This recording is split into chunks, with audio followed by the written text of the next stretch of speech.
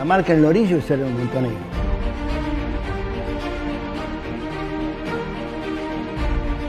La caída de Macri, más allá del resultado electoral, ya es inexorable, ya cayó Macri.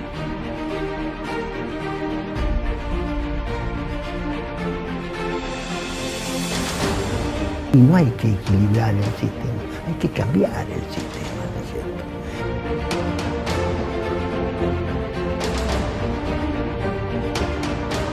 Nuestra cultura ha sido formada bajo las normas del patriarcado.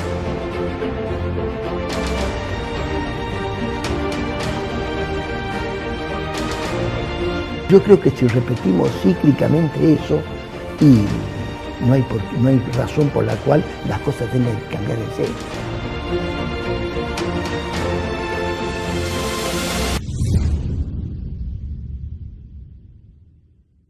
¿Qué tal, Roberto? ¿Cómo va? ¿Cómo estamos? ¿Cómo estamos? Este programa se llama Militantes. Y bueno, un poco para generaciones o aquel que no te conoce, ¿quién es Roberto Perdía? Bueno, la marca en el orillo es Cerro Montonero. Esa es la marca en el orillo. Eso tiene, imborrable, indeleble. Eso ya está, es indeleble para bien, para mal, para regular, por lo que cada uno quiera sacar sus cuentas. Después hay un antes y un después de todo esto. Los montoneros son, desde los montoneros para acá es todo montonero, guste o no guste. Pero hay un antes, es decir, antes era soy hijo de chacareros de la provincia de Buenos Aires, mi viejo trabajaba en una estancia. Ahí fui boyero de pendejito, es decir, cuando tenía 10 años, 11 años. Después fui apicultor forzoso, digamos, pero me gustó mucho. Terminé la primaria, hice la secundaria, en parte en Rosario, parte en Pergamino. O sea, estabas entre provincia de Buenos Aires y Santa Fe. Y Santa Fe. Y me vine para acá a estudiar después abogacía. Trabajaba en el banco, o era empleado de comercio por ahí, trabajaba y ahí me recibí en el 63, 64, por allá lejos y hace tiempo. Trabajé un tiempo en el país y después así en el país, digo, en la parte de la profesión, mejor dicho. ¿Que era abogado? Abogado. Hacía laboral y cosas generales, llevaba acá lo que los pibes que recién entran, trabajan en un estudio y lo que le dan. Me fui al norte de Santa Fe con el cura Paoli, un cura bastante conocido que murió hace un par de años con 103, 104 años. Qué envidia. Y la verdad. Sobre todo si uno llega bien. No, un gran tipo. Y que me dio mucho, me enseñó muchas cosas. Él vino acá de Argentina por el diálogo entre marxistas y cristianos y buscando el mundo griego. No era argentino. No, era italiano. Era Era gente del Papa Montini, de Pablo VI, de amigos de Ale. Vino el golpe de Estado del 66, la angustia colectiva y qué sé yo, y empezamos a armar una cosa que se llamaba Organizaciones Político-Militares con el paso del tiempo. Ahí en el norte, la OPM, eso fue en Santa Fe en el norte. Lo hacíamos en coordinación con los compañeros que eran de la FAP. Yo originariamente formaba parte de la FAP. Claro, sería como la primera... La primera presencia político-militar del peronismo en la Argentina. La primera más orgánica. Hubo antes algunas, varias, y después hubo toda la primera resistencia, por supuesto, obviamente. De alguna forma esto es hijo de... Es hijo, es la segunda etapa de aquella resistencia.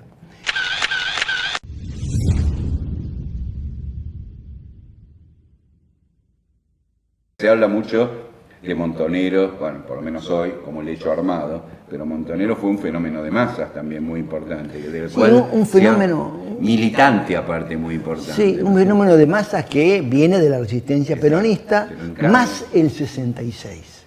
Digamos, la resistencia peronista es del 55. El 66 lo que hace es sumar jóvenes de los barrios y jóvenes los sectores estudiantiles, digamos, a ese proceso, que son más de los sectores medios. Lo suma y el elemento, por ponerle un signo, es 1966, golpe de Estado, que plantea una idea de gobernar por décadas, ¿no es cierto? No tenemos plazo. Y eso llevó a la juventud a un camino que evidentemente no tenía otro prácticamente. Además, todo esto pasa en el mundo. Pasa en un mundo donde está el Festival de Woodstock en Estados Unidos, el Mayo francés, la rebeldía de los pueblos del colonialismo en África. Es decir, bueno, la Iglesia con su opción preferencial por los pobres, hay un montón de cosas que van confluyendo y que generan un fenómeno nuevo. Un fenómeno nuevo que estaba muy arraigado, ¿no es cierto?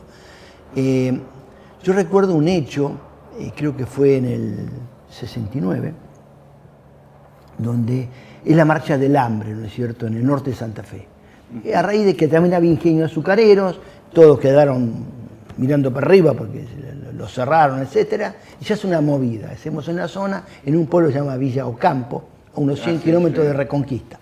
Sí. Lo traemos a Ongaro, lo metemos en el baúl de un coche, lo llevamos al lugar ahí, qué sé yo. Y a la mañana pasa una chica que era una militante, pero periférica, digamos, que iba a alguna reunión, otras no, de un barrio, me dice, trabajaba en la Telefónica. Dice, mirá, dice, cuando escuches 3 timbres, levanté el tubo y no hables. Y nos fue pasando las comunicaciones entre la policía de Santa Fe con la policía de Reconquista.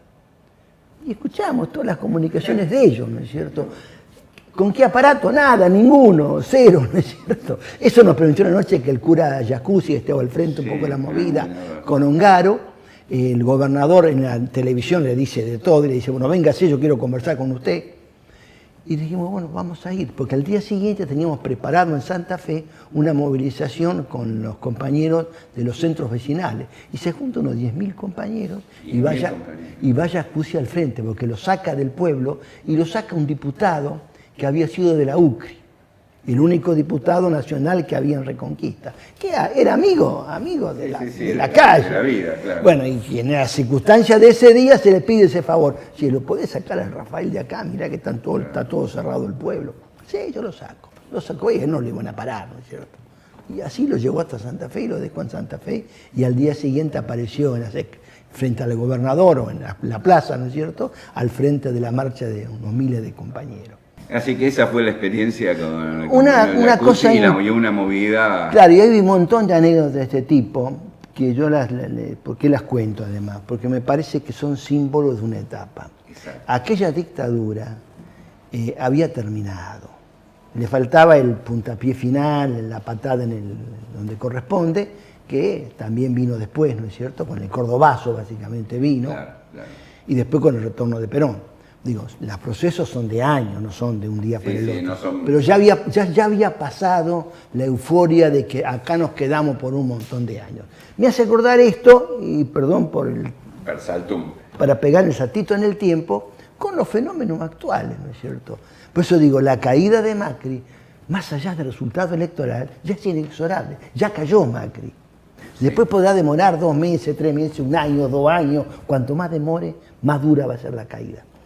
Pero lo que yo quiero significar es esto. Que hay un punto en el cual uno se da cuenta que fue. Ya pasó. Y lo olfatea el pueblo también. Por supuesto, el pueblo es el primero en olfatearlo.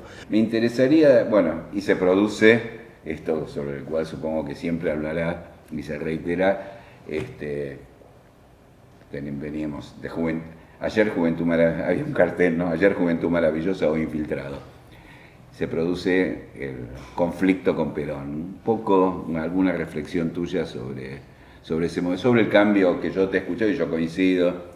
Hay un cambio parecido a lo que viene sucediendo también hoy, cuando cambia la situación geopolítica, cambia algo en Estados Unidos, cambian las situaciones, cambia en América Latina, cambia también acá las estrategias. Sí, sí.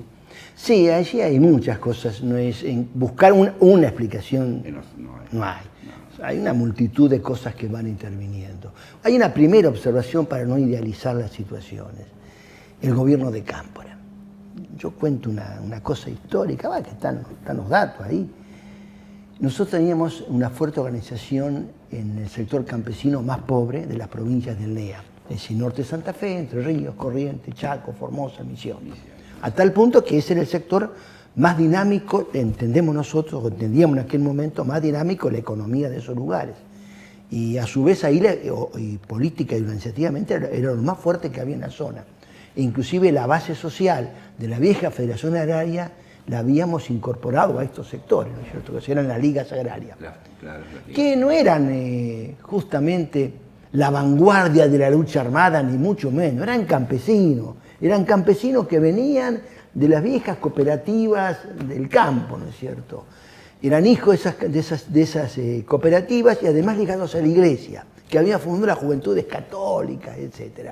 Cuando todo eso se va cayendo, tomamos contacto con esos compañeros, además por un plan que teníamos una idea loca que se me ocurrió a mí por ahí, del contacto con Bolivia, por lo del Che y demás, a partir de la zona del Chaco santafesino, el Chaco salteño, la ruta de Ho Chi Minh, decía yo. Bueno, ¿La ruta? De Ho Chi Minh.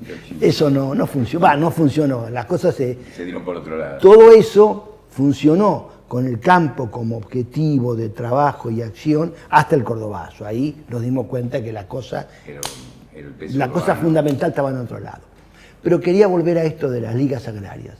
Los compañeros de las ligas, cuando asume el gobierno, con un secretario de Estado, Agricultura o ministro, no sé el cargo exactamente que era Giberti, sí, que era un hombre progresista, ¿no es cierto? Y entonces le plantea una serie de cuestiones, pero del campo, créditos, manufacturar algo de la producción en el propio lugar, es decir, avanzar hacia cosas de ese tipo. Temas concretos, bien. Claro, de ellos. Y no hubo caso, hasta se dio el caso ridículo en el gobierno de Cámpora, con Perón, figura máxima, Campo en el gobierno, Giberti de ministro, de que dan un crédito para contener una desmotadora, que el primer proceso era algodón. Y el crédito se lo dan a los Bungibor. Y no a las estructuras de los compañeros de las ligas agrarias. Entonces digo, hay necesidad de desmistificar también el gobierno de Cámpora, en el sentido de que hay si se quiere, una visión edulcorada del gobierno de Cámpora. No, allí buena parte de las responsabilidades la asumen dirigentes que eran progresistas, sí, progresistas, reformistas, ¿no es cierto? Claro. Cuando había campo y necesidad para hacer otras cosas, no la hicieron, claro, no la hicieron. Era el momento histórico que daba para eso. Y no hacerlas era facilitar el camino al avance enemigo. De eso hay mucha historia en la Argentina, hay mucha, ¿no? Mucha y larga. Bien. Eso sí que es cíclico. Eso se repite también. Pero además de esa historia, ¿no es cierto?, después viene el conflicto de Perón, que básicamente tiene que ver con las corrientes sindicales, con las corrientes internas del peronismo. Y la propia visión que Perón tenía. Aquí había tres grandes corrientes en ese momento, año 1973, en el peronismo de Argentina. Dos muy claras, que suelen estar en todos los libros: el montonero, la corriente juvenil, peronismo revolucionario, que éramos nosotros, y otros sectores, y otras organizaciones, y movimientos de base, no eran solamente los montoneros, pero las corrientes, llamémosle, revolucionarias. Y había una corriente sindical, el viejo aparato sindical, básicamente asentado en las grandes fábricas o en las grandes estructuras transnacionales, que negociaba con sus patrones, que eran del imperio, ¿no es cierto?, y donde había puntos de coincidencia y donde nos proponían soluciones más próximas a los intereses imperiales que los intereses del pueblo. Pero había un tercer sector, que era lo que se llama el peronismo político, donde siempre cae en definitiva el agüita del poder. ¿Por qué? Porque son los caudillos locales, las burguesías locales, ¿no es cierto?, donde las provincias es típico. Acá no es tanto, digamos, en los grandes centros no se lo ve tan así, pero en las provincias es importantísimo. Y ese peronismo negociaba por momentos con el aparato sindical y por momentos con los aparatos más revolucionarios. Eso fue una cosa típica del peronismo de aquellos tiempos. Y ese es el sector que por su formación son básicamente profesionales, etcétera, están más cerca de conocer los entremeses del poder y los manejos de los aparatos burocráticos, etc. Y en general son ellos los que gobiernan. Sí. Entonces, uno lo ve a través de la historia nacional. Y si uno agarra y mira la televisión hoy en día, ese fenómeno, no digo que el resto de los protagonistas siga igual, ni mucho menos, pero digo, ese sector sigue siendo el que aparece con diversas camisetas. La camiseta peronista, la radical, etcétera, pero... Y siempre van con propuestas. La menos prolija. Exactamente, la que avanza más, la que avanza menos, la que se entrega más rápido, la que tarda más, etcétera, etcétera. Entonces lo que quiero decir es que hay un fenómeno en la Argentina donde estos sectores medios, que todos reivindican, si hay algo que el argentino medio quiere ser, es ser clase media. Totalmente. Entonces reconocen en esas estructuras su liderazgo, sus conducciones. Después se enoja y los quiere echar y los quiere correr. Y vienen otros. Y vuelve a repetirse el fenómeno. Sí, entonces yo creo que es una representación muy disputada. Entonces yo creo que ese es un tema que merecería que algún día nos ocupáramos un poco más. Pues yo creo que si repetimos cíclicamente eso, y no hay razón por la cual las cosas tengan que cambiar en serio. ¿Qué es lo que pasaba con Perón? Perón viene de un liderazgo distinto y de un país distinto. Eso Yo coloco como símbolo de esto la noche del 25 de mayo del 73. Nosotros hemos estado con Perón durante varios días en Roma y en Madrid y hemos conversado bastante. Pero y eso fue un mes antes, no largo tiempo atrás. Pero el 25 de mayo se desata un fenómeno que era previsible y que tiene que ver con esto de que tranquilos. Es decir, una de las consignas que había sido de la campaña electoral y de toda esa lucha era que ni un solo día de gobierno popular con preso político. Bueno, y había que cumplir. Había que cumplir. Lo hablamos con Perón, lo hablamos con Cámpora, totalmente de acuerdo. Ninguno ponía objeciones.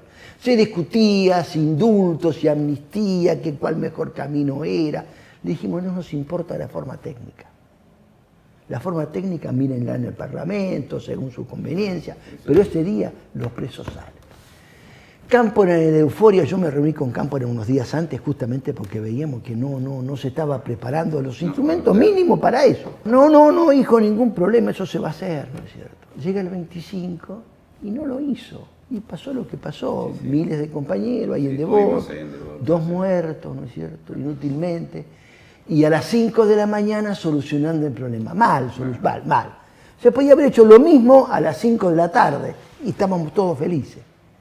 ¿Qué pasó? Que además como se hizo todo alborotado, además algunos delincuentes internacionales se colaron en la lista y salieron también. Con lo cual todo salió sucio, feo, mal, ¿no es cierto? Mal desde ese punto de vista formal. Y a Perón lo molestó muchísimo eso. ¿Por qué? Perón tenía una consigna que decía, hasta el 25 de mayo el régimen, después del 25 de mayo el pueblo. Y el pueblo significaba para Perón el sistema legal establecido. Hay una anécdota cuando lo visitamos a Perón, estamos reunidos con Perón, está Femení quieto y yo, y entonces entra López Rega y dice, general, hay problema con los muchachos. Perón nos mira y dice, acá están los muchachos, no hay ningún problema. Dice, sí, dice, parece que en Córdoba hubo un atentado contra el jefe de inteligencia del tercer cuerpo. Perón nos mira y dice, ¿y qué hacemos? Entonces yo le digo, pero bueno, mire, hicimos lo que usted nos ordenó, le digo, que al enemigo había que perseguirlo ahora, ¿no es cierto? Estamos haciendo eso, persiguiéndolo. Bueno, dice Perón, pero el próximo que sea con un camión, ¿no es cierto? Bueno, es decir, el respeto a las formalidades institucionales. Estábamos entrando en un momento, en un cambio donde Perón colocaba el eje en eso. Y el aluvión de aquella juventud, de la resistencia vieja del sindicalismo, también ellos, más los que ellos representaban, más esa juventud que traíamos, que era la fortaleza nuestra, tenía otras urgencias. Y Perón, por sus tiempos físicos, biológicos y por los tiempos históricos, no estaba de acuerdo con eso.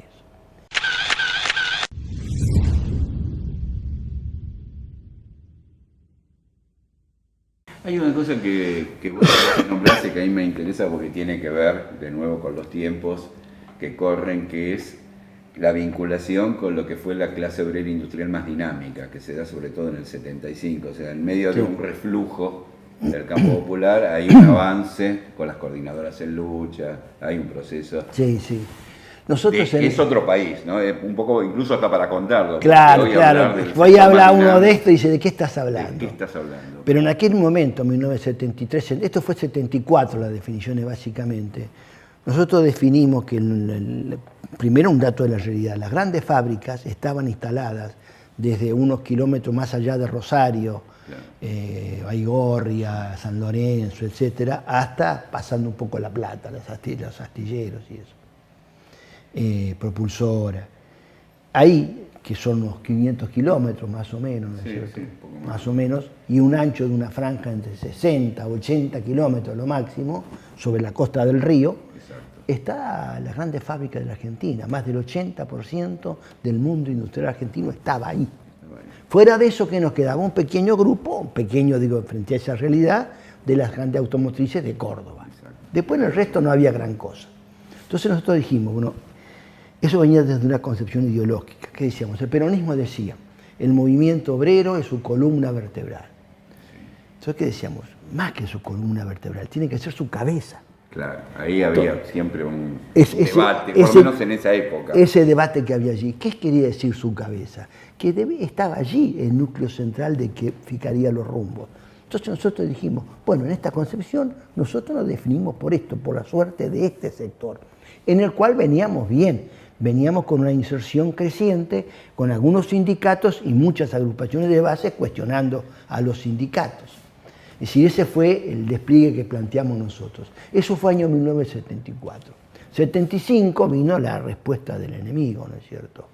Hay acá, Ceferino Reato ha publicado algunos materiales desclasificados en la Embajada de Estados Unidos, donde el embajador informa a Kissinger y le dice, bueno, mire, pero acá, dice, en la fábrica, los patrones prefieren negociar con los subversivos, dice, más que con los delegados. Y lo dice.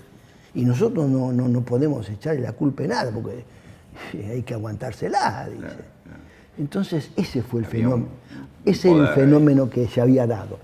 Y ese fenómeno se había dado producto de esa lucha. Inclusive en el 79, en medio de la contraofensiva, ¿no es cierto? Hay un hecho muy interesante que pasa en la fábrica Safrar Peugeot, ahí en Berazategui, con unos 5.000 trabajadores, que viene un conflicto que dura 20 días por ahí, donde piden 20 y pico % de aumento, se lo niegan. ¿Y con qué amenaza? Adentro pintan consignas montoneras dentro de la fábrica. ¿Y con qué lo amenazan? Si ustedes no nos dan esto, vamos a marchar a Buenos Aires por la avenida Pavón.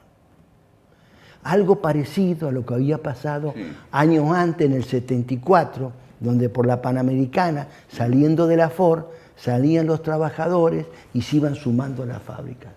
Bueno, entonces el gobierno se asusta y los primeros días, 2 o 3 de octubre, negocia, le da a la patronal la orden, arregle. Y viene el presidente de la Renault de Francia y arregle y le dan el 20 y pico % de aumento y acá no pasó nada, restablecen los despedidos, los vuelven a la fábrica, etc. Es que eso era una preocupación seria, era un poder real. Era un poder real. Nosotros apostamos a ese poder. Y ese poder siguió luchando, inclusive después del proceso, y fue la vanguardia de las luchas del 78 y básicamente del 79. Esa fue nuestra apuesta. Ahí perdimos.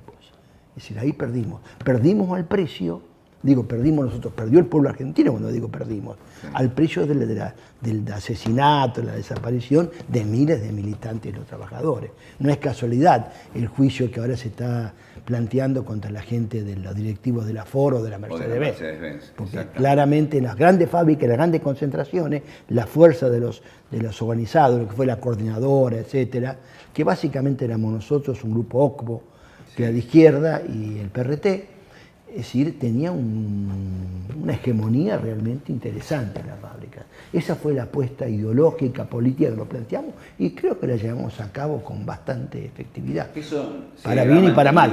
Se ha mantenido oculto cuando se hacen las reflexiones sobre la dictadura, ¿no? Se habla genéricamente y se dice la mayor cantidad de desaparecidos fueron trabajadores, pero no hay un análisis. Pero al revés, perdóname, al revés, lo que se suele decir, ya que no sé para qué fue el golpe, si ya no quedaba, ese es el otro y tema, no quedaba nada. Si ya no había nada en el 76. Estaba la lucha del pueblo organizado, aunque nosotros íbamos más debilitados, la lucha del pueblo estaba, ¿no es cierto? Esa fue una apuesta global que fue una larga elaboración de 1 año y pico de Montoneros en su vida interna para llegar a esta conclusión, ¿no?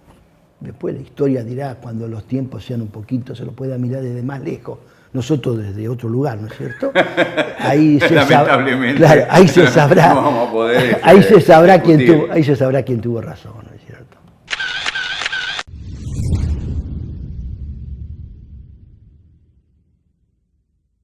Creo que quedó bastante claro. Hay 2 temas. Bueno, este está más ligado, vos lo hiciste ese par saltum y tiene que ver con el proceso de la contraofensiva. Y el otro tema que es anterior, es todo el debate con Walsh, que tiene que ver, o posterior, no sé si se dio en ese momento o se da después, acerca de qué pasa con los pueblos, o probablemente haya un sector que avance y vanguardiza y hay otro que retrocede. Sí, ahí vale la pena comentar un poco lo de Walsh, es decir, con Rodolfo había una discusión en ese momento, los famosos papeles de Walsh que se llaman, ¿no es cierto?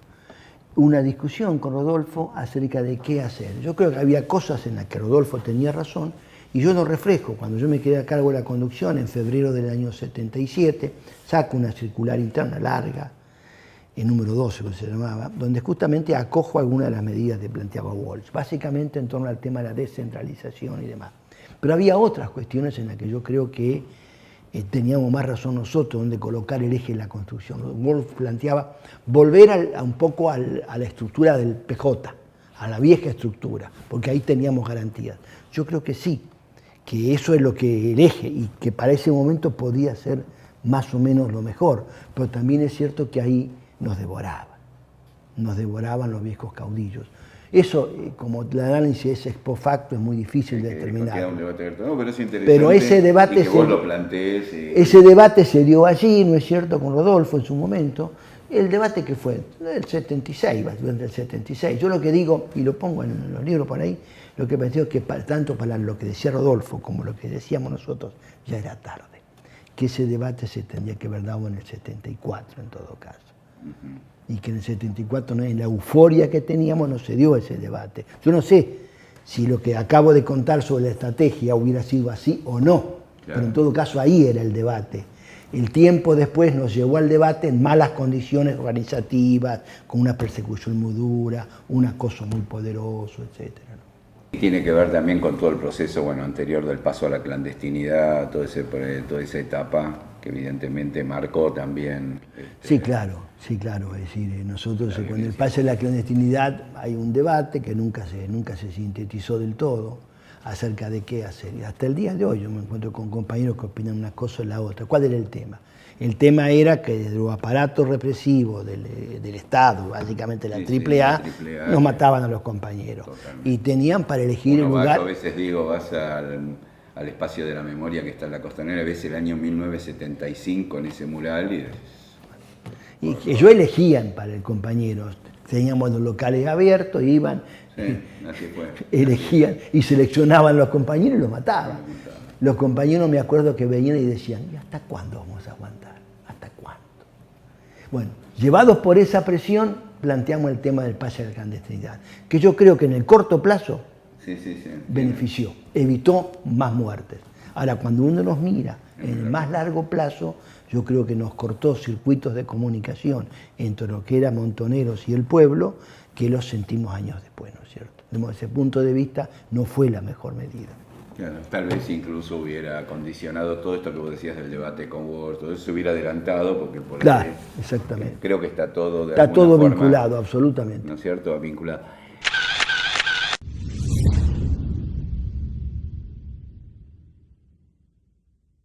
Y hay otro tema que viene con respecto a qué pasó en la dictadura, visto la temática, digamos, de los 80 y después que nos acompañan, que es la temática de los derechos humanos, que es un tema que yo sé que también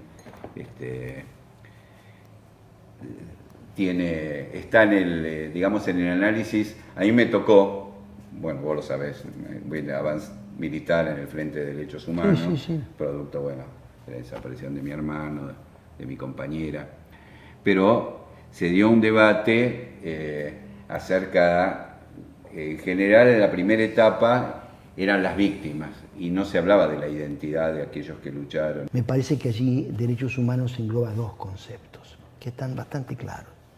Uno que es, desde los sectores populares, ¿qué eran los derechos humanos? Y respirar un poco, ¿no es cierto? Te corrían de todos lados.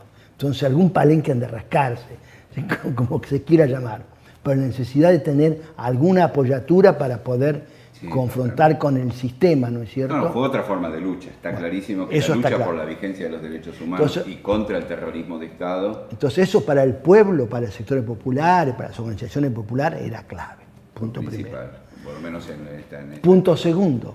Los derechos humanos también, y está probado también en la realidad social ya del mundo, son un instrumento del imperialismo, ¿no es cierto? Nosotros sabemos de qué modo, sobre todo a través de Brzezinski, que fue un secretario de Estado de Estados Unidos, plantearon eso como una doctrina para enfrentarse al mundo socialista, ¿no es cierto? Y lo levantaron como bandera y hasta el día de hoy, ¿no es cierto? Democracia y derechos humanos son dos de sus grandes banderas para las intervenciones militares y las peores masacres que uno puedan pasar por la cabeza. Y los dos, cuando uno dice derechos humanos, dice las dos cosas. Dice las dos cosas. Claro. Dice la lucha desde Desde el pueblo argentino, las madres, los familiares y eso. Y también dice el otro, entonces por eso viene... Hay una disputa. Por eso por ahí viene Patricia Delian en su momento acá y da un apoyo y los gringos interviniendo y demás. Bueno, pero eso es una pelea histórica que hay que, me parece, reconocer los dos matices, las dos formas de ver la que tiene y, bueno, obviamente aprovechar la que le sirva a los pueblos, ¿no?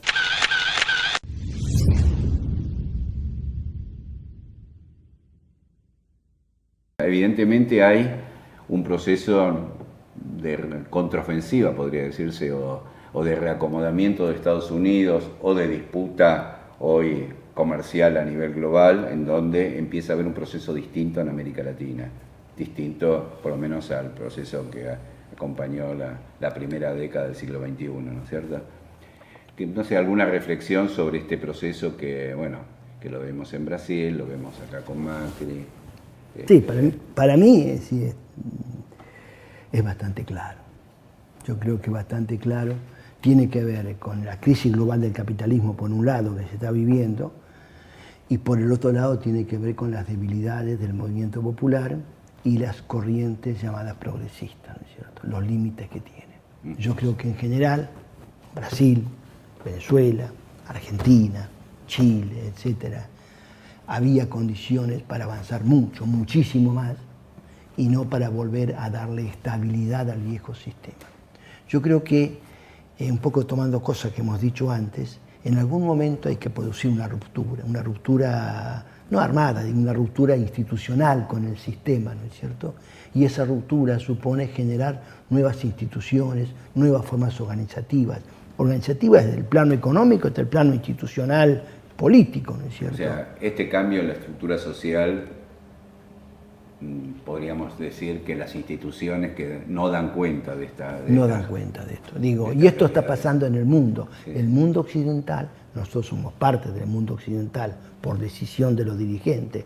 No sé si el pueblo más llano está muy de acuerdo, pero somos parte del mundo occidental. Digo, Ucrania acaba de elegir a un payaso como primer ministro presidente. No es un chiste, el chiste que sea ese hombre allí. Bueno, me parece que hay una crisis institucional muy profunda, de la cual el sistema no da cuenta, sino que la aprovecha para ejercer un dominio sobre la sociedad desde el poder económico de un modo directo. Por eso creo, y un poco todo el último trabajo gira en torno a eso, la necesidad de construir otro tipo de respuestas. Porque si no, creo que las respuestas tradicionales, en las instituciones tradicionales, van a terminar en lo que pasa tradicionalmente, ¿no es cierto?, que se agotan rápidamente. Entonces, lo que hubo, momentos muy favorables desde el punto de vista internacional, con los precios internacionales, etcétera, etcétera, ocurre que no fue aprovechado, sino que hubo una voluntad de volver a reordenar y equilibrar el sistema, y no hay que equilibrar el sistema, hay que cambiar el sistema, ¿no es cierto? Y en ese sentido hay valores de tipo ideológico que yo creo que hay que cuestionar. Y por ponerle un nombre, además del sistema capitalista, un nombre muy claro es el consumismo. Seguimos pensando que el consumo es la clave para que la gente esté feliz. Pero el consumo, y en eso, claro, nos ganan los de los países centrales y su cabeza. Ahora todo el mundo coincide de que si hacemos lo que los países centrales hacen, no tenemos planeta para alimentarlo. Totalmente. Entonces hay una contradicción ahí. Entonces hasta por un problema de subsistencia, por favor, pensemos, imaginemos otra forma de respuesta y otra forma de felicidad, que no sean por el consumo como única o principal alternativa.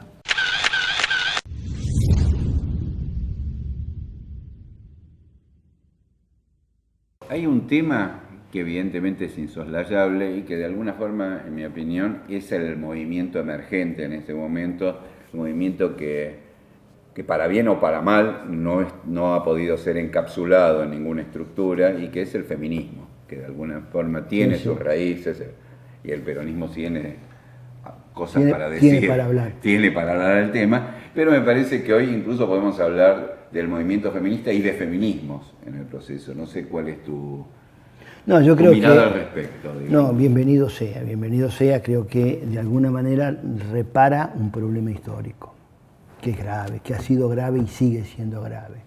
Nuestra cultura ha sido formada bajo las normas del patriarcado, eso está absolutamente claro.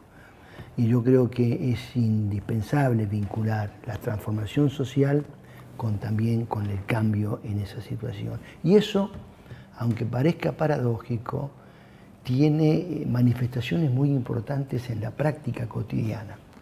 Los que más o menos conozcan un poquito del territorio saben que en la vida territorial, digo, por poner un porcentaje, el 80% de la militancia, abajo, en serio, son compañeras.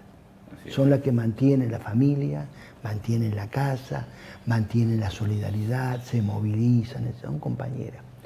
Los que mandan, y digo la palabra los en un sentido que corresponde, los que mandan son los varones. Eso es lo que indica todavía la crisis profunda que hay. Esto ha sido roto no por ahí. También, por volver un pasito atrás, los sectores medios pasa lo mismo, por decir un tema, el sistema educativo.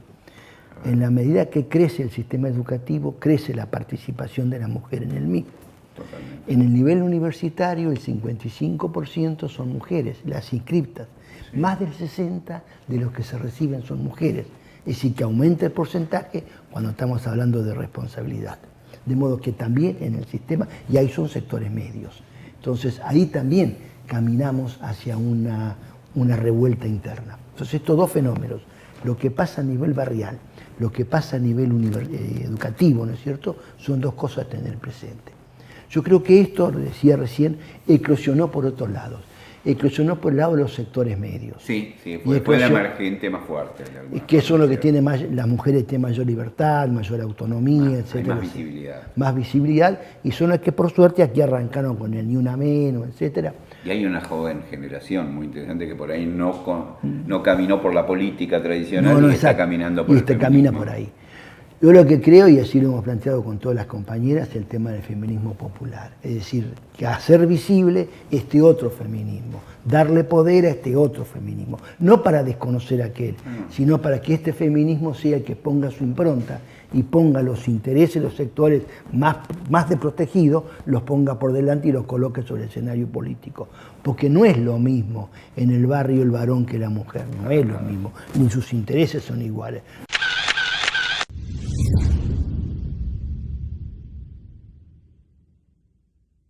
Bueno, alguna reflexión creo que amerita para que redondee un poco esta charla sobre estos procesos de institucionalización o de desinstitucionalización que ha venido viendo y de falta de representatividad de alguna forma de las instituciones o que no dan cuenta. Sí, yo lo que hoy preguntaba un poco por qué lo que pasó en la primera década de este siglo, ¿no es cierto?, le sucede en estos gobiernos actuales. Exacto. Yo colocaba como crítica, me parece que es la falta de profundizar ese proceso.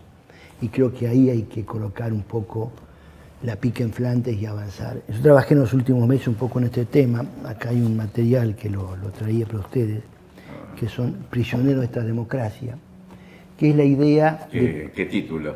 Claro, que es la idea de cómo democracia, capitalismo y Estado van de la mano. Y van de la mano para no dejarnos alternativas. Y cómo me parece que hay que ir introduciendo nuevos elementos. Y los nuevos elementos no pasan por una guerra santa, sino que pasan fundamentalmente por ir construyendo, más allá de los frentes políticos, sociales, etcétera, que habrá que hacer, pero a largo plazo, ir construyendo un nuevo modelo social, donde logremos sacar a los compañeros del mercado, de respetar y cumplir y vivir según las reglas del mercado, incorporando nuevas reglas que tengan una especie de base en un trípode que esté constituido por lo que es la producción, la distribución y el consumo en manos del propio pueblo y sus organizaciones, como una forma de ir creando un nuevo estilo o forma de organización social. Entonces lo que yo planteo es la idea de que no nos quedemos cubiertos con el tema cada 2 años votamos, porque ¿qué pasó?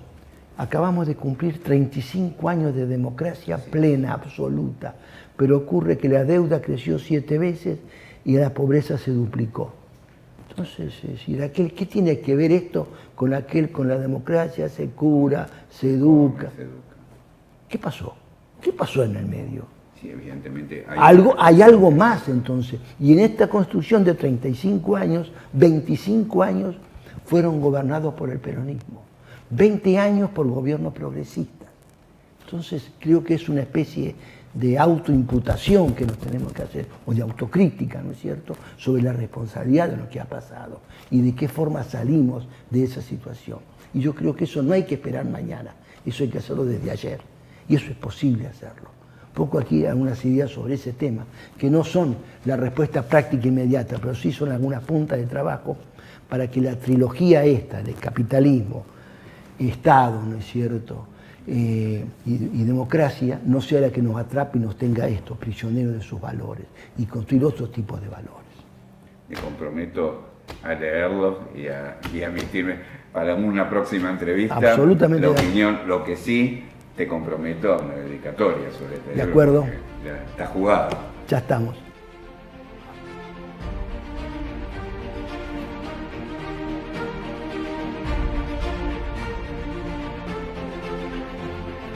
Bueno, Muchísimas gracias. no, gracias a vos. Gracias.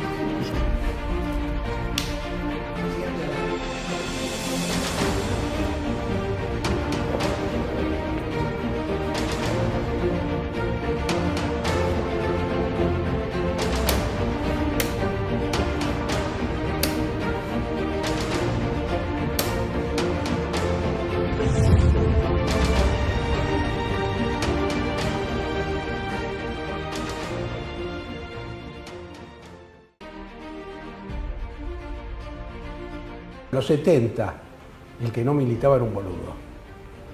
Y ahora parece que el que milita es un boludo.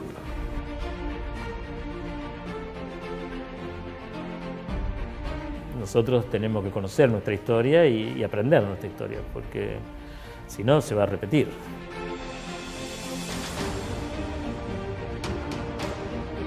Es un momento en el cual, te decía, se produce la revolución del tercer mundo.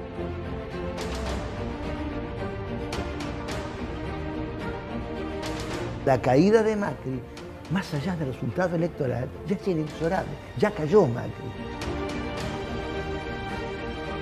El objetivo de mi vida como militante, transformar esta sociedad en una sociedad más justa, equitativa para todos y todas.